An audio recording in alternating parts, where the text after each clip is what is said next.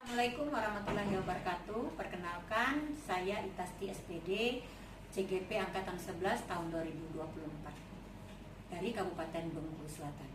Dan saya ingin melakukan percakapan pra-observasi bersama Ibu Ayen yang di sebelah saya sebagai guru matematika di SMA Negeri 1 Bengkulu Selatan, dan beliau adalah guru kelas berapa? Kelas 10. Kelas 10 fase E. Bagaimana kabarnya Ibu Ayen? Baik Ibu. Baik. Terima kasih banyak Ibu Ayen sudah menyempatkan diri untuk saya pra-observasi pada hari ini. Saya ada beberapa pertanyaan kepada Ibu sebelum Ibu melakukan pembelajaran di dalam kelas, Bu, ya. Terkait dengan pembelajaran Ibu di dalam kelas, apa tujuan pembelajaran yang akan Ibu sampaikan nanti, Bu, di waktu Ya, materi saya pada observasi nanti akan melakukan pembelajaran pada perbandingan trigonometri pada segitiga siku-siku. Sehingga tujuan pembelajaran saya, yang pertama, siswa dapat menentukan nilai perbandingan trigonometri sin kostan. Yang kedua, siswa dapat memecahkan permasalahan kontekstual yang berhubungan dengan perbandingan trigonometri. Baik Ibu, jadi tujuan pembelajaran Ibu sudah Ibu sampaikan tadi, Ibu, ya, tentang trigonometri, Ibu, ya, Perbandingan trigonometri. Ya, perbandingan trigonometri. Lalu terkait dengan tujuan pembelajaran yang akan Ibu lakukan, area pembelajaran yang hendak Ibu capai itu apa kira-kira? Area spiritual, emosional, sosial, dan intelektual. Ya, ada empat, ya. Oke. Lalu strategi yang dipersiapkan apa saja, Ibu? Di sini saya akan melakukan pembelajaran dengan menggunakan model pembelajaran cooperative learning, di mana saya akan membagi siswa menjadi beberapa kelompok-kelompok kecil yang terdiri dari 4 atau 5 siswa per kelompoknya. Iya. Oke, baik sekali Ibu yang untuk melakukan pembelajaran di kelas nanti, Ibu, ya, terkait dengan pembelajarannya. Saya ingin mengetahui aktivitas pengembangannya nanti seperti apa saja, Ibu? Saya akan melakukan pembelajaran dengan berdiferensiasi dengan metode cooperative learning tadi, Bu. Oh iya, berdiferensiasi, Ya, ya, berdiferensiasi. mengelompokkan siswa sesuai dengan bakat minat, ya, Bu, ya. Ya. Nah, oke, bagus sekali, Ibu. Tujuan yang hendak dicapai apa, Bu? Yang pertama tadi, siswa dapat menyelesaikan permasalahan kontekstual, terus siswa dapat menentukan nilai perbandingan trigonometri, sin, cos, dan tan. Lalu ukuran keberhasilannya seperti apa? Ukuran keberhasilannya, siswa dapat menyelesaikan soal-soal yang berkenaan dengan perbandingan trigonometri tadi. Pendukungnya Di sini saya menggunakan LCD, terus laptop, LKPD juga. Oh iya, banyak sekali untuk pendukung waktu Ibu melaksanakan kegiatan pembelajaran di dalam kelas, Ibu, ya. Baik Ibu, terima kasih sekali. Waktunya kira-kira kapan Ibu pelaksanaan ini, Bu? Jadwalnya yang saya ingin mengobservasi Ibu di dalam kelas kira-kira Hari Senin jam ketiga dan keempat. Oh iya, hari Senin jam ketiga empat, Bu, ya. Saya mau masuk atau melihat Ibu mengajar di dalam kelas, Ibu, ya. Nah, baik, terima kasih Ibu Ayen atas percakapan kita hari ini. Mudah-mudahan sehat, selamat, dan sukses ya, Bu, ya, di dalam melakukan. Assalamualaikum. Waalaikumsalam. Mau dipimpin doa dulu?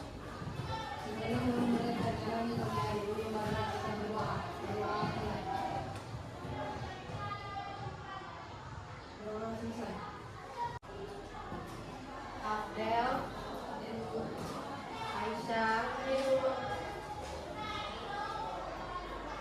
Andin, Devani, Zakira, Fairuz, Farles, Fikri, Gea, Jessica, Kirana, Meza. Berdiri dulu, Nak. Kita menyanyikan lagu Indonesia Raya.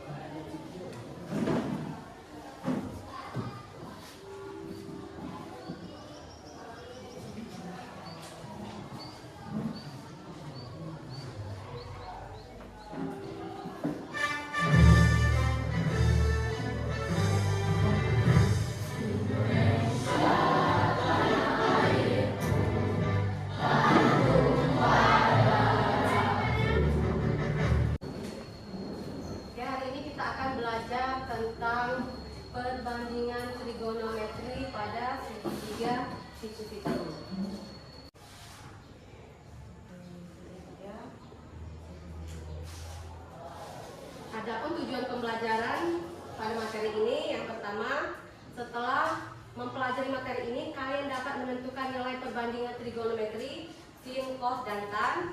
Yang kedua, kalian dapat memecahkan permasalahan kontekstual yang berhubungan dengan perbandingan trigonometri. Masih ada yang ingat tentang segitiga siku-siku? Masih.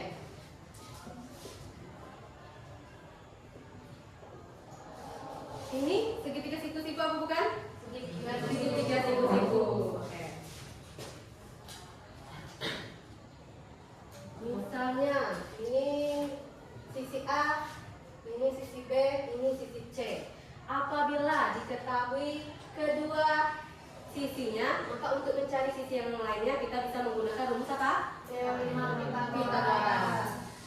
Misalnya untuk mencari sisi yang C, maka rumusnya C kuadrat sama dengan A kuadrat plus B kuadrat. Untuk mencari sisi yang A kuadrat sama dengan C kuadrat min B kuadrat. Nah, kalau untuk mencari sisi yang B kuadrat sama dengan C kuadrat kurang A kuadrat. Jadi ini dinamakan dengan rumus teorema Pitagoras. Misalnya pada segitiga siku-siku diketahui sisi yang ini bernilai 6, yang ini 8, maka sisi yang ini berapa nilainya?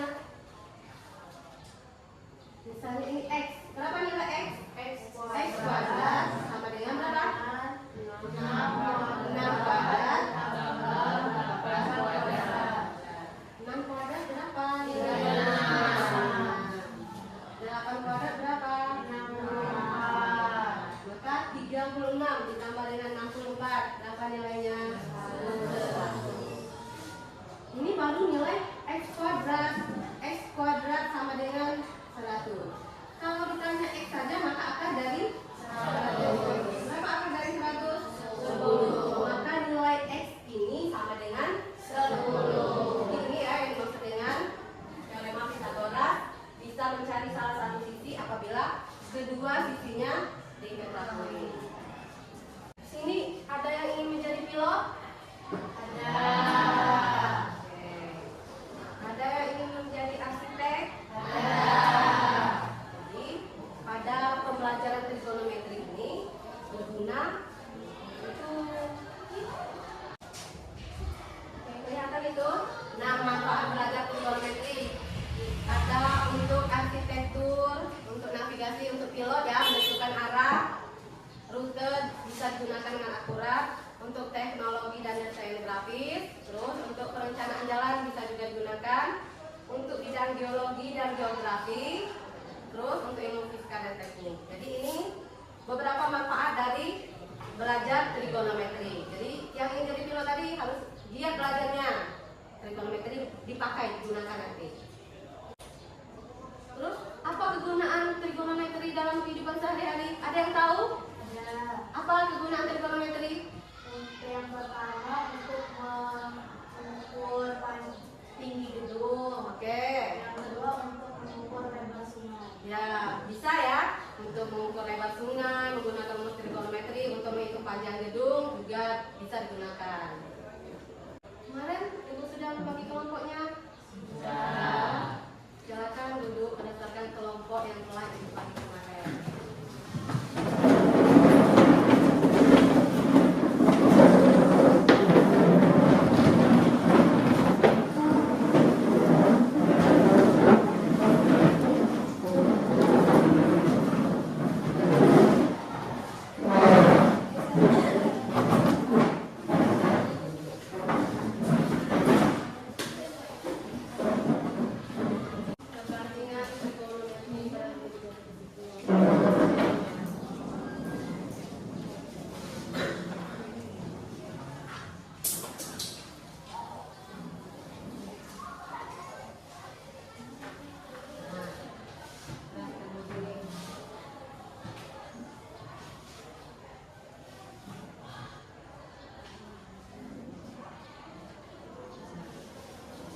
Misalnya ada sebuah segitiga, panjang sisinya sisi A, sisi B, sisi C di pojok sini ada sudut A. Sudut A di sini ya. Jadi sisi A ini dikatakan berhadapan dengan sudut A.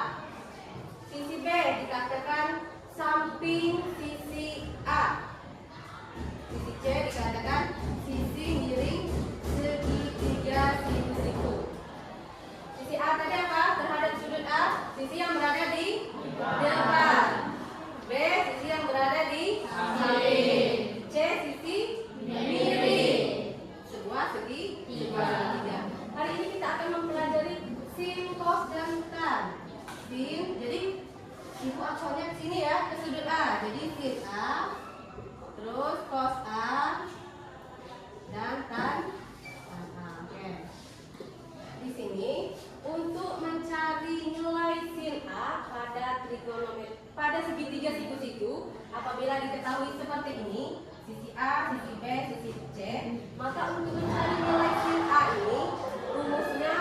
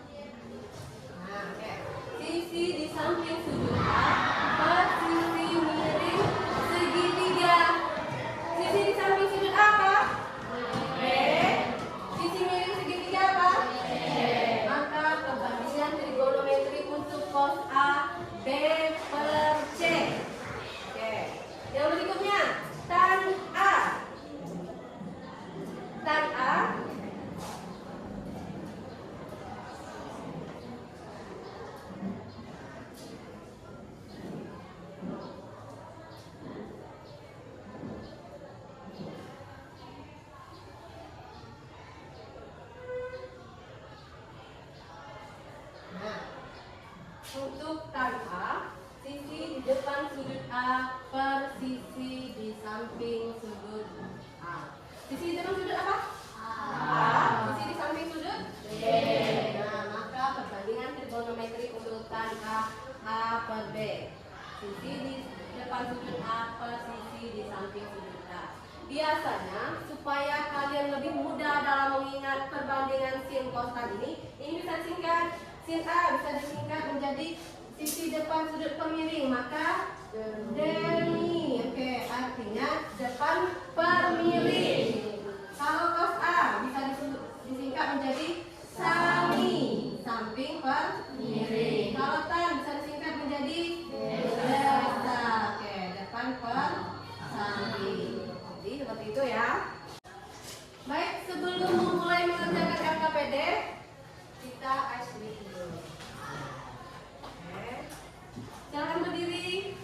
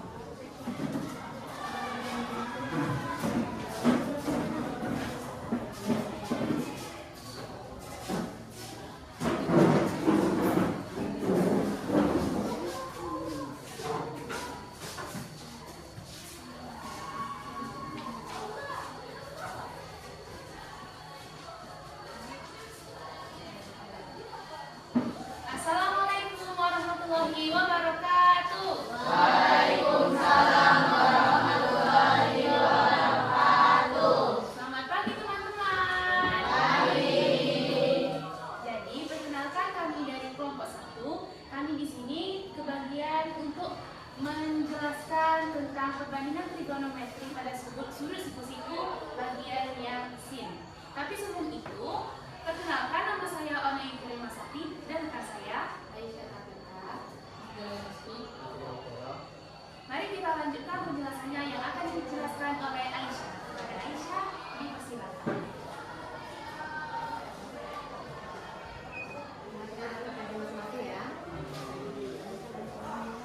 Oke teman-teman, silakan lihat LKPD pada lembar pertama. Bisa kita lihat terdapat segitiga siku-siku, yaitu segitiga A, B, C.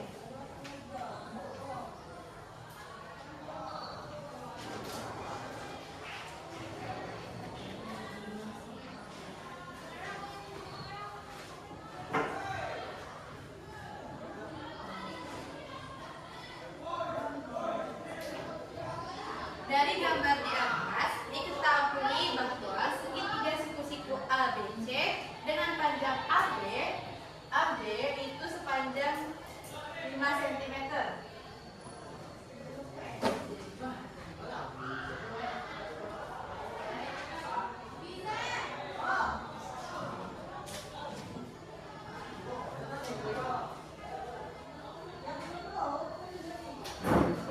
Panjang BC itu 12 cm. Tentukan panjang sisi AC dari segitiga di atas. Ini kita anggap X ya teman-teman.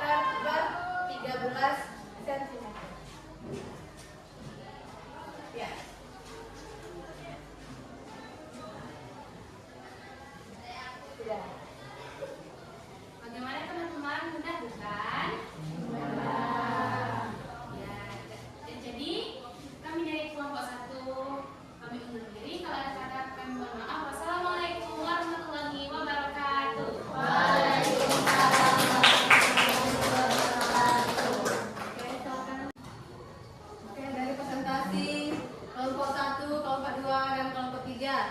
Ada yang ingin ditanyakan? Ada Bu saya. Oke, silakan.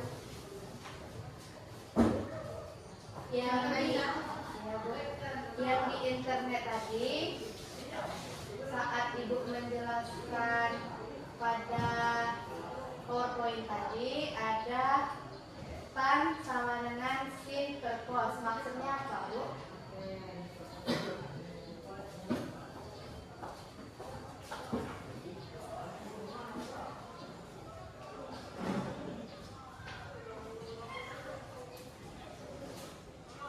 Tan sama dengan sin per cos. Nah, tadi sudah dijelaskan kalau untuk mencari tan pada perbandingan trigonometri segitiga sikus itu ini rumusnya ya. Tan A sisi di depan sudut A per sisi di samping sudut A. Oke. Tadi Aisyah melihat tan sama dengan sin per cos. Kita ambil contoh dari segitiga yang ada di AKBD. Segitiga sikus ikunya. Ini sudut A-nya di sini. Ini panjangnya berapa tadi? 5. Ini panjangnya berapa? 12. Sisi miring panjangnya 13. Kalau berdasarkan rumus yang tadi, sin sama dengan depan per samping, maka ketemu tannya berapa? Kelompok 3 tadi ketemunya 5 per 12. Boleh, coba kita pakai rumus yang ini dulu. Jadi tan sin per cos. Kelompok 1 tadi berapa ketemu sinnya, nilai sinnya? Kelompok 1 tadi berapa ketemu nilai sinnya? 5 per 13. Oke. Nah, kelompok 2 berapa ketemu cosnya tadi? 12 per 13. Nah, ketemunya seperti ini. 5 per 13 per 12 per 13. Sinnya yang atas, cosnya yang di bawah.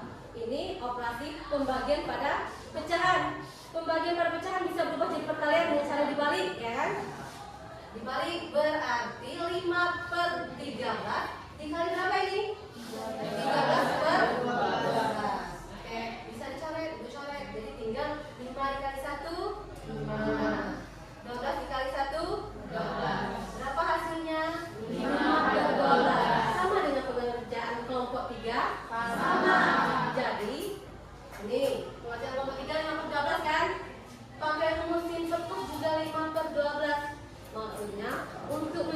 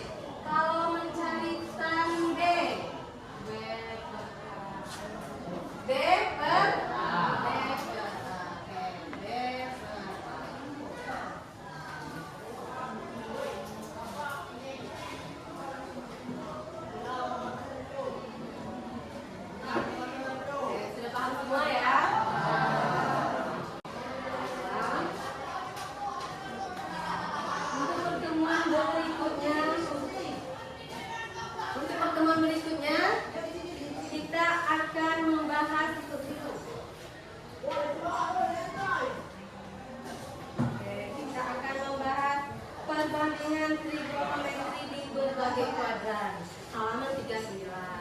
Karena sudah paham semua, Abdel mohon pimpin doanya untuk mengakhiri materi kita pada pagi hari ini.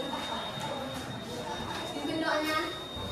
Dalam mengakhiri kajian pada hari ini, marilah kita berdoa.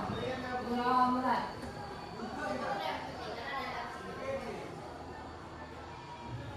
Doa selesai.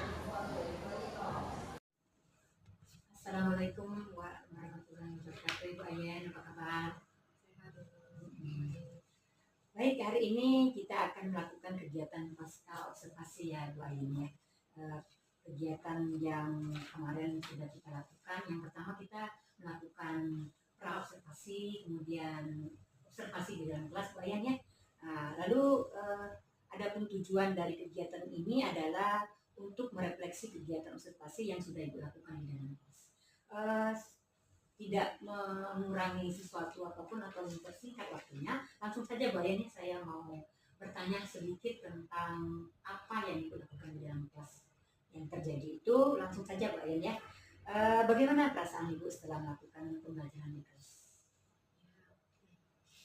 Saya merasa sangat senang Ibu, karena dengan adanya coaching ini saya merasa bisa menjadi guru yang lebih baik untuk melakukan pembelajaran di kelas. Baik Ibu. Apa tantangan yang Ibu rasakan Bu, atau yang Ibu dapatkan ketika Ibu mengajar di dalam kelas? Saya merasa dalam pembelajaran siswa masih kurang termotivasi untuk dalam kegiatan pembelajaran Ibu. Konkretnya sesuai yang dalam termotivasi itu yang seperti apa Bu?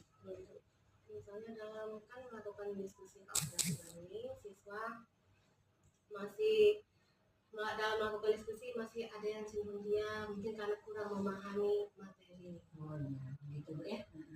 Baik, itu sebagai tantangannya untuk Ibu di dalam kelas Bu ya. Kira-kira menurut Ibu, karena mempunyai tantangan yang seperti tadi, adakah solusi yang akan Ibu lakukan atau tindak lanjut yang Ibu lakukan untuk berikutnya? Dalam pembelajaran yang berikutnya saya akan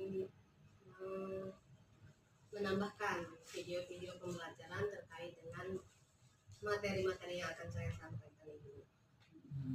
Baik, berarti Ibu akan mencari lagi Bu ya untuk video memperbanyak lagi Bu ya, supaya nanti siswa yang lebih tertarik lagi Bu ya. Kalau selama ini mungkin baru sedikit Bu ya, sehingga nanti ditambah lagi mungkin akan menambah semangat anak-anak untuk lebih memperhatikan apa yang Ibu lakukan di dalam. Baik Ibu Ayen, terima kasih sudah melakukan kegiatan observasi ya di dalam kelas. Kemudian menurut saya sebagai umpan balik untuk Ibu, karena tadi Ibu sudah melakukan kegiatan pembelajaran kelas, kemudian adanya kendala-kendala yang muncul, mana di sini anak-anak masih ada yang belum begitu memperhatikan ya. Karena memang kita temui anak-anak tidak semuanya selalu aktif, selalu siap di dalam pembelajaran, mungkin kendala-kendala lain atau mungkin hubungan keluarga juga kurang harmonis bagaimana, sehingga mungkin pada saat itu dia kurang begitu memperhatikan. Nah, dengan demikian Ibu kan memberikan langkah untuk kegiatan berikutnya ya, untuk solusinya mengatasi anak-anak yang belum begitu perhatian. Itu saran saya Bu, selain Ibu mungkin tadi mencari media-media yang lain di YouTube dan sebagainya, mungkin Ibu bisa menambahkan di situ ice breaking Bu ya, di dalam kelasnya itu ketika anak itu tidak begitu perhatian terhadap Ibu, mungkin Ibu bisa membuat ice breaking sehingga anak-anak fokus. Jadi, seperti itu Bu ya di dalam kelas. Kalau kita sudah misalnya memberikan semacam ice breaking atau mungkin kuis untuk anak-anak, ayo perhatikan, sehingga muncul satu fokus anak-anak itu memperhatikan kita, baru kita akan memasukkan kembali pembelajaran. Baik Ibu Ayen, terima kasih untuk pra-observasi kita hari ini. Mudah-mudahan Ibu akan menerapkan pasca observasi kita hari ini, mudah-mudahan Ibu bisa menerapkan pembelajaran ini sesuai dengan apa yang Ibu rencanakan. Terima kasih Bu Ayen.